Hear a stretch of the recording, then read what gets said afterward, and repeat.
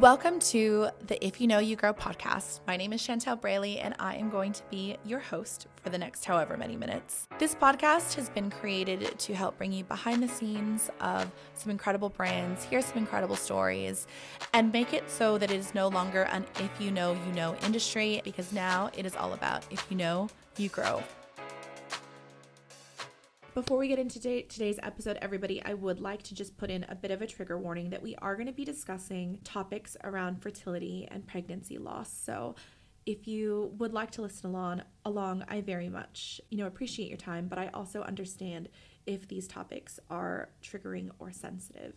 Thank you. Hello, everyone, and welcome to another week of If You Know You Grow. Today's episode is on a different topic. A very personal topic for me, and also possibly a personal topic to a lot of women that will be listening to this episode. I am joined today by Sam Payne, who is the founder and CEO of the Pink Elephant Foundation. Yes, and it is a charity that is near and dear to my heart, and we will go into that in a little bit more detail. But Sam, thank you so much for being here. I'm really excited to chat to you. Even though it will be on a bit of a heavy topic.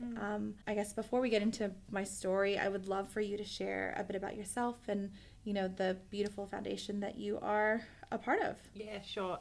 So I founded Pink Elephants in 2016, so we're approaching 10 years in June next year. I had my own experience of recurrent pregnancy loss. And when I went through the second loss, the second miscarriage, there was nothing. There was no support. And I was really, really struggling.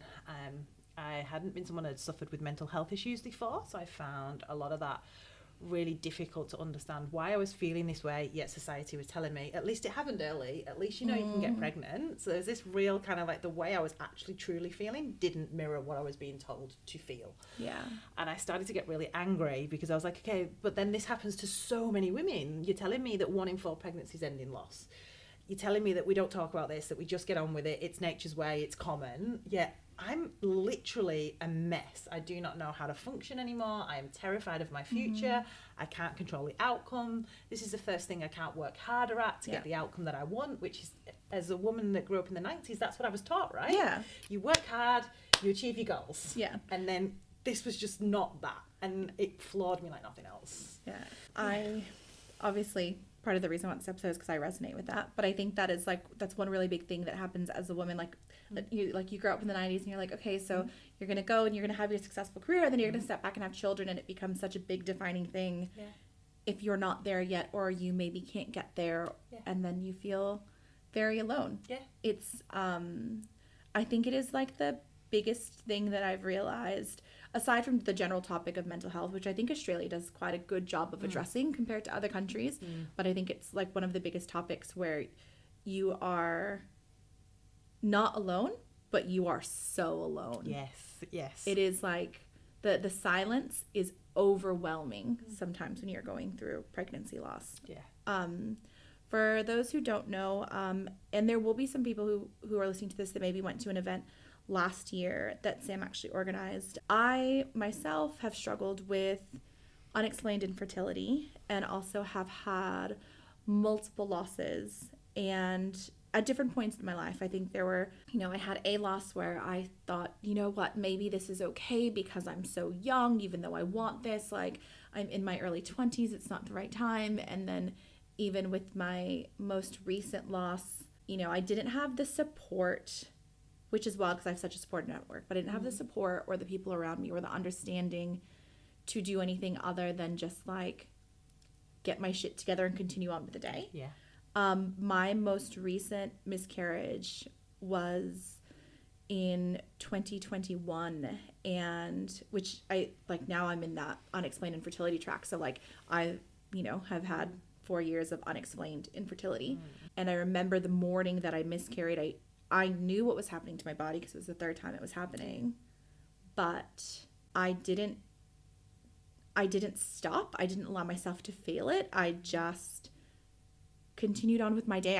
I went straight into a marketing meeting, and I was sitting from home, and I knew that didn't matter what I did at this point, that the baby that I had wasn't going to be there. And we had actually gotten to the point where it was still quite early on. It was 8 weeks, but we had started to tell people, and it was so polarizing to be in a situation where we had told people to see their differences in their reaction, because there were some people who just thought that I meant that the test was incorrect. And then there were other people who, again said that at least you can get pregnant, which I think that's the wildest response. Like, actually, out of all of them, I think that's... Like, you wouldn't say that if someone's mother had died, if someone's relative had died, even if their dog had died, you wouldn't start the statement with "at least." Yeah, like, at least you had a dog. Yeah, like you'd never say that. You'd never minimize it to that. But because people can't see our babies, they're not real to them, and that's part of this kind of Pink Elephant's work, is really trying to raise awareness into the true experiences that we hear from thousands of women every day. That to us, they are our babies. So whilst the statistic is a statistic, doesn't matter to me. To me, that is my baby that I have lost. A future of hopes and dreams that I thought, milestones that I thought would come around. And if you ask me the due dates of my babies, I will always remember them. I always know how old they would be right now. I've had those moments where my first miscarriage, I was 20, so I'm 36 now, where I realized that, like, I would have had a child that would be graduating high school. It's wild, right? Yeah, and whilst I can't picture my life in that sense right now, it doesn't mean that there's a part of me that doesn't mourn, the life and potential that I could have had. And this isn't the purpose of this topic, but this is just something that, like, I would like to say in particular, is like, this conversation, I guess, stems on the fact of, like, women's reproductive health, but it's actually that we're talking about what someone wants and cannot have. So, like, I know, especially with, probably a lot of my American listeners, there will be a lot of topical things that they may think, but, it's really hard to be someone who wants, like, you want something. And I think, like, you're a very successful woman, I'm a very successful woman. So to have something that, like, it doesn't matter what I do, I have no control, is also... It's terrifying. It's so terrifying. And I mean, I've probably done at this point, like, every random thing. Have we drank the acupuncture herbs? Yeah. Have we had the needles here? Have we had the green magic potion? Have we done X, Y, and Z? Exactly. If anyone tells you anything, like, I had Reiki. Like, I would never normally do anything like that. That's not normally within my normal practice, but I would do anything. Yeah. You become desperate for this thing that you want. And even, one thing that I really loved that made me realize how big the silence is last year you actually brought together, myself and two people that I'm quite close with. And before you brought us together on the call, none of us had shared our stories with each other. As, like, three women who are super comfortable speaking about it, it wasn't ever something that, like, came up in conversation, but I almost feel that that's an excuse because it's so taboo. Yeah. Three Completely. people who have spent so much time together, who, are very good friends. We had never shared the fact that we were all struggling with the same thing. Because society tells us we don't talk about that. We just get on with it. It's private. It's a woman's issue. Yeah. We don't share about it. And whether or not we know it, we subliminally follow those rules. Yeah. And we don't talk about it. Yeah. And that can mean that we feel isolated because we're walking alone in this experience. But actually, there's probably people closer to us than we realise that are also walking the same experience. So if we talk about these things more, what does Brené Brown say? The antidote to isolation is connection. We can actually help each other through this. But because we've been told not to talk about it, that silence actually perpetuates the shame, stigma, and everything else that goes with this experience. I think, and then as someone, one of the women has had a beautiful little boy now, and there's also, like, the acknowledgement of, like, I can be so over the moon for her and so happy, and then sit in the duality of, is it going to happen for me or will it happen for me? And that's just it is one of the most unique experiences and one of the most unique feelings. It's really hard as well to sit in that place of, you neither detract from each other, both are valid and okay to feel. That I can feel excitement for a friend's pregnancy and be incredibly grateful because I actually truly understand the miracle it is. And I'm not religious, but when I say that, I mean the miracle to bring the baby to full term, to carry it in your arms. We're taught as teenagers, don't have sex, you'll get pregnant, and that's the last thing you want to do as a teenager. And then when you actually start trying to have a baby, you realise what a bloody miracle it is to even fall pregnant and carry that baby to full term. So I guess you can appreciate that more in some ways. So you can still have, like, excitement and joy for them, but it doesn't detract from the emotions of yourself. I remember my third loss in COVID in 2020. My sister was pregnant at the same time. And it was just this really hard thing where it was my sister's first baby and I was so excited for her. I did already have 2 children at that point that I'd got to parent. But I was devastated that I'd just lost another baby. Yeah. And it was just this really cruel kind of like place where I was so excited to be able to have what I thought would be my last baby alongside my sister having her first baby. And then my pregnancy ended and hers carried on. And I think that's another thing too, is people would have thought that the appropriate response was, at least you have 2 healthy children. I got that so much. But then the baby that we lost was a girl and her name was Evie. Oh. And she was very real. Yeah, Evie was very real, and she was already loved. I think that's the other thing. Like, yes. I can't wait until I understand the actual capacity of how much I will love my future child, because I've loved things that haven't been able to eventuate. Yeah. Yes. But also I wondered whether or not I was going to cry. Of course, it's fine. It's totally fine. I'm telling you each other, but it's fine. But yeah. Like, I love my goddaughter and my nieces more than I can fathom. So how much will I love someone that I've never even met? Oh my goodness. Obviously, this is a very emotionally charged topic. Yeah. What do you think is the biggest misconception in the work that you address? That we base the worthiness of the grief that a woman feels on the gestation of her baby. If I hear one more time, how many weeks were you? Yeah. As if that matters. Yeah. Because it shouldn't matter. Yeah. Because we need to lean into the grief that woman is feeling and be responsive and validating towards that. So reflective responding. We don't need to question whether their grief is worthy by asking how far along they were. And then basically you have this arbitrary marker of 20 weeks that then that baby becomes a real baby and it's a stillbirth process. It was viable. You didn't have a viable pregnancy yet. It was just a bunch of cells. Yeah. All of that language needs to be removed. Yeah. Because what we do then is we disenfranchise the grief experience and we isolate women because we tell them, you shouldn't be feeling that bad. This experience is not really worthy of grief. At least it happened early. Yeah. And then they feel like they're going crazy in their own heads because I feel this deeply, profoundly. I am a mess. But then the doctor told me I shouldn't feel this way.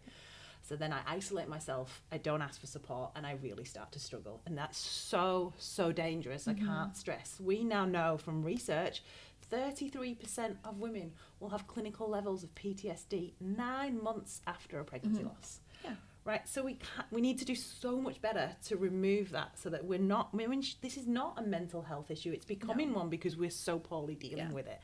Once we actually address this issue for what it is, which is bereavement, the loss of a baby, we can actually help people navigate through that. And you can never remove the grief, but we can acknowledge it and we can empathise with it. Yes. We can connect them to support, and they are far less likely then to have a poor mental health outcome. It is such a stigma that too as well, don't talk about it before 12 weeks because it's weird. They say don't talk about it before 12 weeks because that may be when you miscarry. So you tell somebody that, but then you don't support them if they miscarry before that period because it's like it was just a pretend situation. It wasn't actualized yet. But emotionally I feel it. Physiologically I feel it when I've had miscarriages, chemical pregnancies, you feel those things. Totally, right?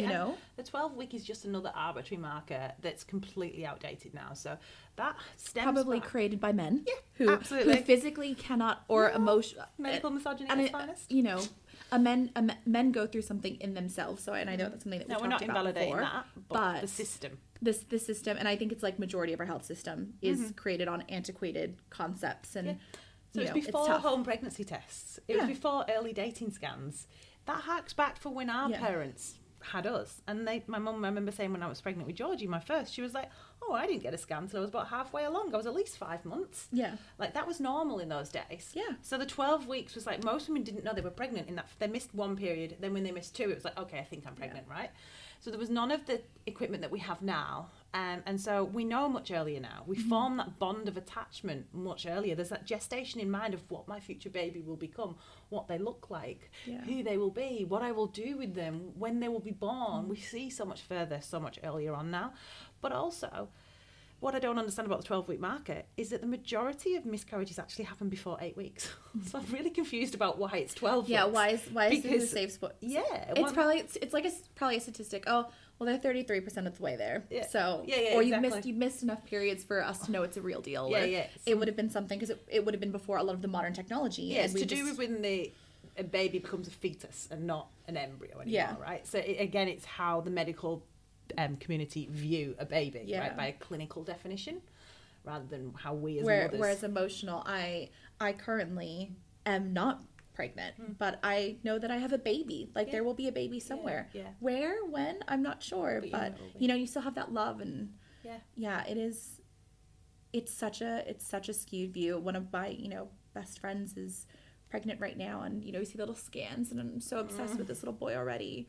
And she was so careful because at first she was careful because she was like, oh, do I tell people? And then I remember her telling me, I'm going to tell people, because if something were to happen, I still want those people to support me. Yeah. And I loved that she was one of those people that, That's so clever. they were advocating for that change just by showing up as that person. Totally. And, we're a couple months away from meeting this beautiful little boy, but, it's such a weird thing that we also have to have this stigma of the like, oh my God, what if, paranoia, don't tell anybody, because if something happens, I, can't say anything. And that plays into all the fears around recurrent pregnancy loss as well, where you're already in a state of anxiety because you've maybe experienced a loss already. You're pregnant again, and you've got all these false narratives playing around that just perpetuate your anxiety and don't help, because then if you don't tell those around you that you want to have you back if the worst happens, then you end up truly isolated. Yeah. And so, our advice against the 12-week rule is that it's a personal decision. We're not saying come out at 4 weeks pregnant and shout it on social media. If you want to do that, absolutely fine, go you. But what we actually advocate for is tell those that you'd want to have you back if something doesn't go right. Exactly. They're your support crew. Because how hard is the first trimester of pregnancy anyway? Why would you not have support during that time? You could have, there are so many, I even think about women who are just super sick, and it's like, totally. If you're not having that open communication line, what other anxieties are being created because you're trying to hide the fact that you need to vomit, you know? Yeah. A lot of the people that will be listening to the show are, either in businesses, or they are founders, or, maybe they're founders without HR leaders, etc.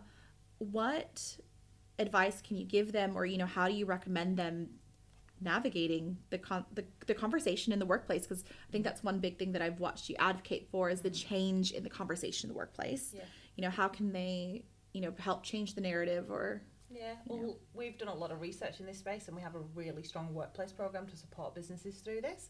But what we really know is that we spend so much of our time in the workplace, right? And this collides with that kind of often age period when women are peaking in their performance, they're going up the ranks, and they're in maybe the career of their choice that they've worked so hard at, and then the next thing is that they want to build a family, and it's not that easy. So for people that are particularly type A personality, it can be incredibly hard, right?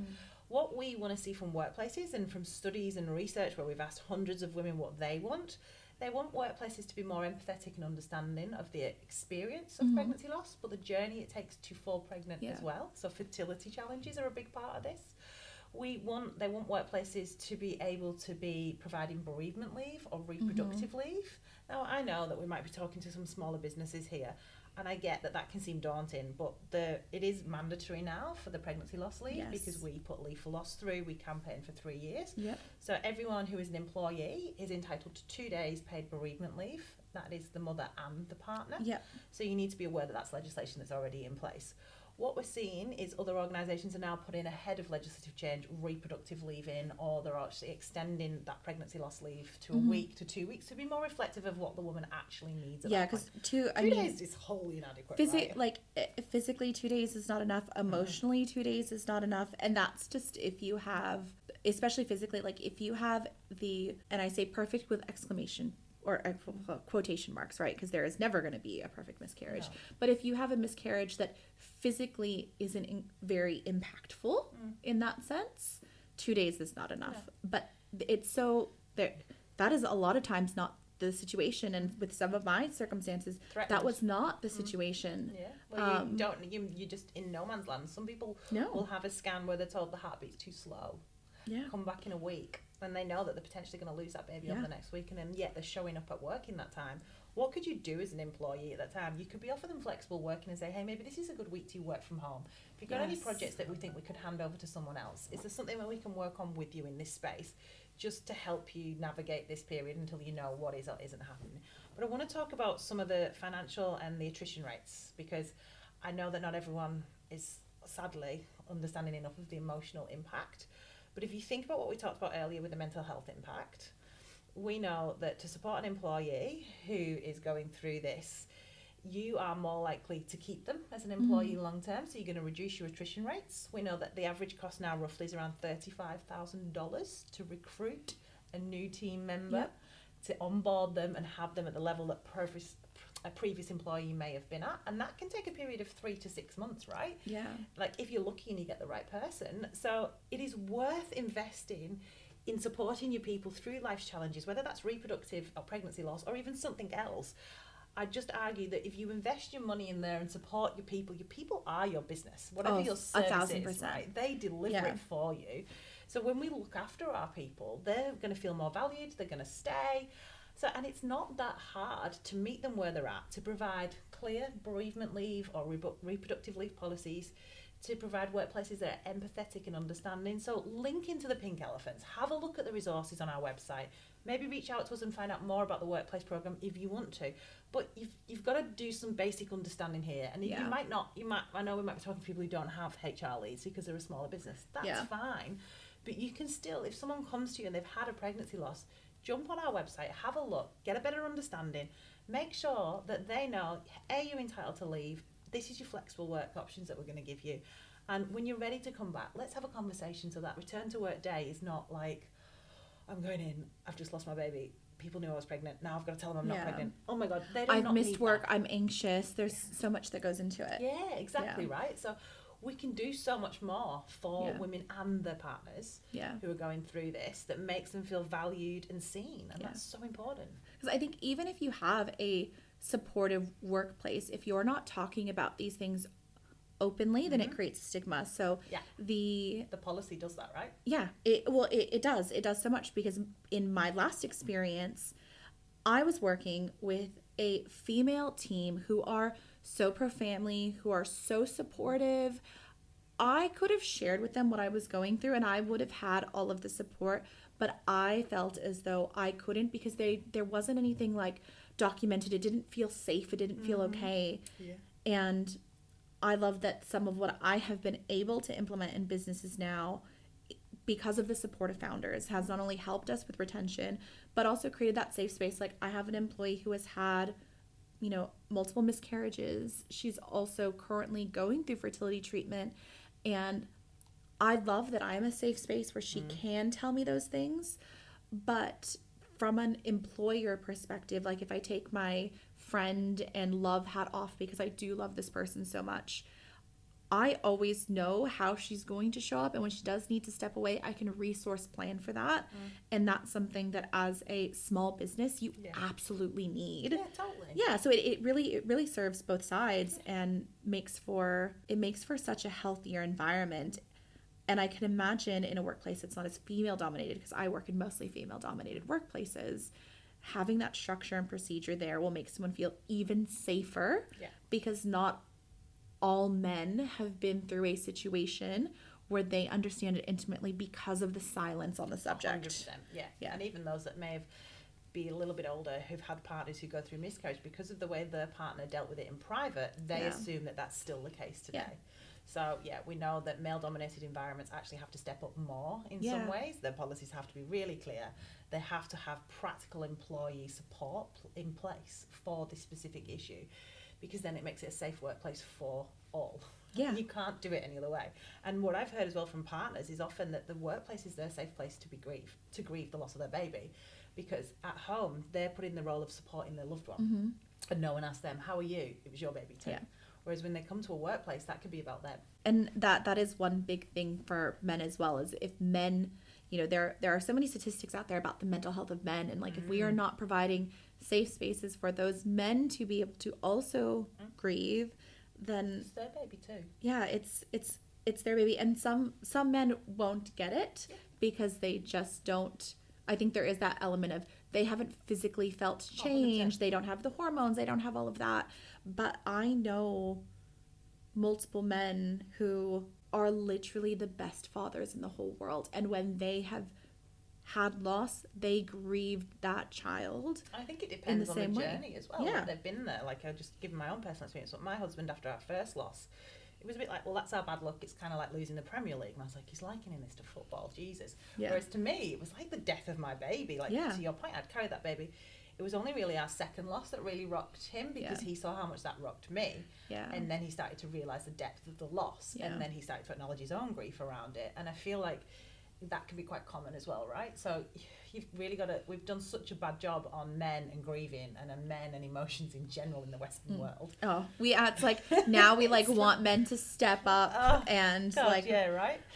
Men are sometimes literal. We need the instructions in order to get there. So, totally, you know, the clearer we can be in that sense, the better it's going to be. And I know a lot of men who didn't know how to grieve until they realized what they were missing. And I am now at the age where like nothing is more attractive than a good dad. Like a proud dad is just the most beautiful thing. And it's often men who maybe it is their second child, or, you know, where they've had the beauty of one child and then they know what they're missing. Yeah, totally. And it rocks them in a completely different way, because they definitely don't have the circle that we would have, even though our circle is too small already. So I think that's a very important point to kind of touch 100%. on. What is your proudest moment so far with Pink Elephants? Wow, that's such a big question, because we're nearly a decade in now. My moments of pride come from when I reach women who I get the privilege of meeting in person, who tell me that we were there for them, that we made a difference. Yeah. And we've done incredible things. Like, I could shout out about the fact that we've changed federal legislation, we've reached hundreds of thousands of women now, we've grown an organisation that's sustained for nearly 10 years. That in itself is incredible.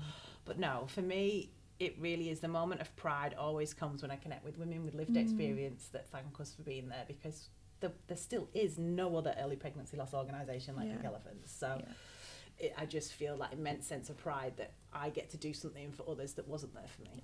And as somebody who has had the pleasure of getting to know you and being on, you know, that like pre-screening call before we caught up the first time for the event, because I am seen as a strong and successful woman, I often feel like there's even less safety for me to be vulnerable, because people often assume that because of my age, I've prioritized my career over having children. And the wild thing is, like, with me, and this is in every aspect of my life, I just want it all. So, like, I will get it all. Yeah. But I don't think that I've seen anyone else create a safe space for somebody.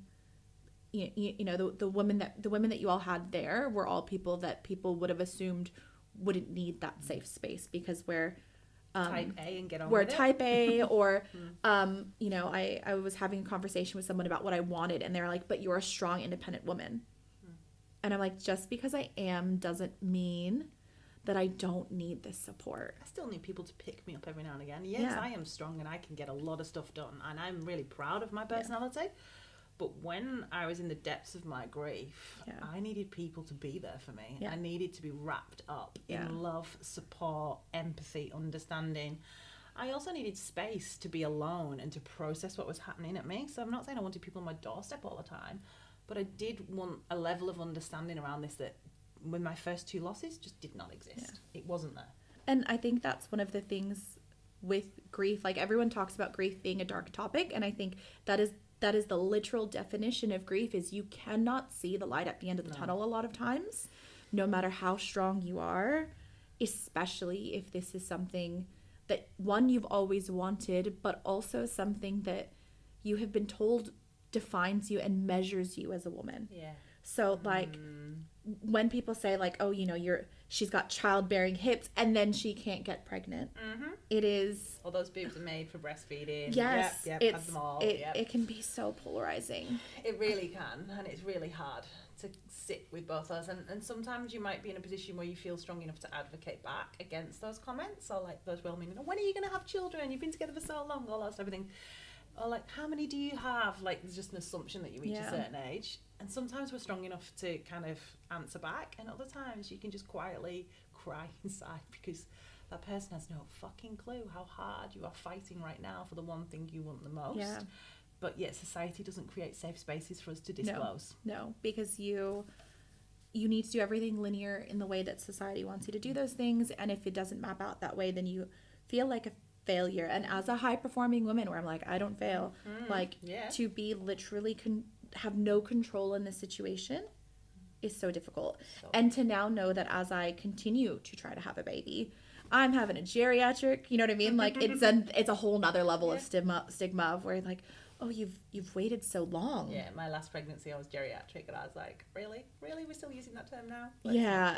Yeah, which, you know, a lot of women are choosing to have children later in life, whether it's financial or where their life is, whatever. And, you know, I love that we get the choice. Yeah, you know, it's not always choice, but I wish I'd been given more information earlier on around my fertility health. Oh my gosh. Because I wasn't, and I assumed that I would have sex and fall pregnant. And I was a woman that was educated with 2 degrees, a serious career. Like, I was good. I was set for I owned a house. I was married. I ticked all the boxes. Yet I didn't know anything about my ovulation window. I just assumed you had sex and fall pregnant. Yeah. I was never given that education, right? No education on this stuff, right? I like, not to be conspiracy theory, but it's like one of those things where I'm like, was there just really great marketing as a marketer? Was there really great marketing around contraceptives because people knew that they could make money, because it wasn't actually that easy to get pregnant? I do love, however, that there are more studies being done about the male's impact to fertility, because that's the other thing that can just be so overwhelming, is like you feel like the failure when really like it actually doesn't all sit on you. It's 50-50. Yeah, and it I guess it makes it feel a little bit less lonely. Oh, 100%. We should be looking at, if you're a woman listening to this and you're struggling, you should be investigating your partner too. Yeah. It's not just you. Oh, so much. So before we wrap up, just because I'm sure that we will have people that will want to reach out or, you know, want to be involved in some way to support, like, if, you know, money, time, resources were not options, like, what would the next thing be that you would like to achieve? So we're working towards so that no one has to walk the journey of pregnancy loss alone. Yeah. And we reckon around 18% of those that go through this at the moment in Australia. There are 24 million miscarriages globally each year. Yeah. We are one of a handful of organisations addressing just early pregnancy loss, not going into the later term I think that's almost the population of Australia. So that's like the whole country. It's insane. Oh my gosh. This has not been looked at. So if I had a magic wand that I could wave and just do what I want, I would ensure that when anyone's given the diagnosis of a pregnancy loss, they are met with, I'm sorry. Yeah. So they'd get the validation. Empathy from that health professional that's treating them, and then connection into a support organisation like Pink Elephants. Yeah. So that if they choose they want support, they know where to get support. They're not just finding us via Google or social media, which still a huge portion do. So yeah, for me, it really is just making sure that every single person knows they're not alone. It's not their fault. It's nothing that they've done, and that there is support, and it is worthy of seeking support. Yeah, I love all of that, because I think I randomly found out about you through, I think it was like a Facebook group, because somebody, or a Facebook thing, because somebody happened to be doing something where they were raising funds for the charity. And as somebody who had 2 of my 3 losses at that point, I wish that I would have found a way for you to exist. But as someone who's also quite digitally savvy, I would have never even thought to look for this resource because it's so stigmatized. Yeah. So I feel like until we can work together to amplify your message, like it needs to be in front of people's eyes, because 100%. People may not even feel that they can look for it. Yeah. Wow. Oh, yeah. Big sigh on that one, to say the least. Thank you so much for spending the time with me today, and thank you for like personally supporting me, and you know, I think educating me on this, and for what you do for so many women, because it's something that we need. Yeah, it is. Yeah, and we're going to change it. We will change it. We will change it.